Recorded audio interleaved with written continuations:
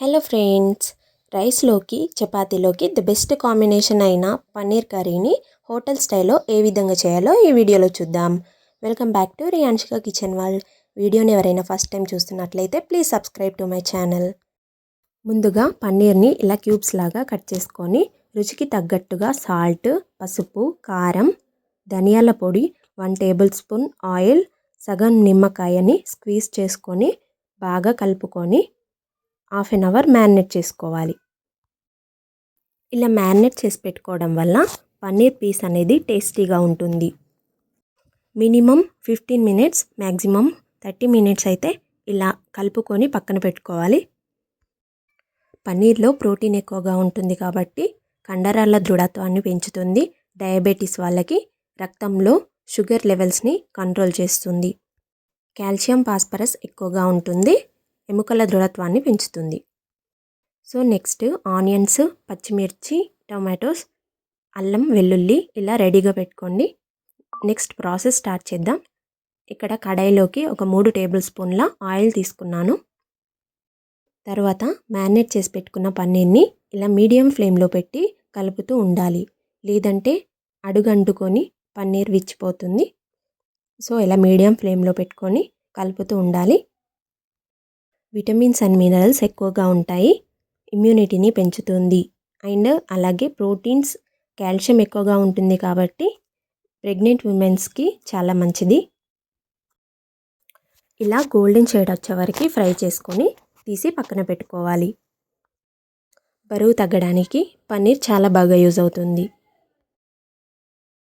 Next అదే ఆయిల్లో పొడవుగా కట్ చేసి పెట్టుకున్న ఆనియన్స్ని ఫ్రై చేసుకోవాలి. పన్నీర్ని హెవీగా తీసుకోవడం వల్ల కూడా వెయిట్ గెయిన్ అయ్యే ఛాన్సెస్ ఉంటాయి. ఎందుకంటే అందులో ఫ్యాట్ కంటెంట్ ఎక్కువగా ఉంటుంది. వెయిట్ లాస్లో ఉన్న వాళ్ళకి లిమిటెడ్గా తీసుకోవడం వల్ల ఎక్కువసేపు ఆకలవ్వకుండా చూస్తుంది. ఆనియన్స్ 50% ఫ్రై అయిన తర్వాత టొమాటో పీసెస్ని వేసి ఫ్రై చేసుకోవాలి. టొమాటోస్ కొంచెం సాఫ్ట్గా అయిన తర్వాత అల్లం, వెల్లుల్లి ఇందులోనే వేసి ఫ్రై చేసుకోవాలి. ఇవన్నీ ఫ్రై అయిన తర్వాత ప్లేట్లోకి తీసి పక్కన పెట్టుకోవాలి. కొంచెం చల్లారిన తర్వాత మిక్సీ జార్లో వేసుకొని పేస్ట్ లాగా గ్రైండ్ చేసుకోవడమే. మిగిలిన ఆయిల్ కూడా ఇందులోనే యూజ్ చేయండి. ఇలా పేస్ట్ లాగా గ్రైండ్ చేసుకోవాలి. పన్నీర్ ఫ్రై చేసేటప్పుడు ఆయిల్ యూజ్ చేసాం కాబట్టి ఇక్కడ ఒక 2 టేబుల్ స్పూన్ ఆయిల్ అయితే సరిపోతుంది. సో అందులో ఇలా స్పైసెస్ అన్నీ వేసుకోవాలి.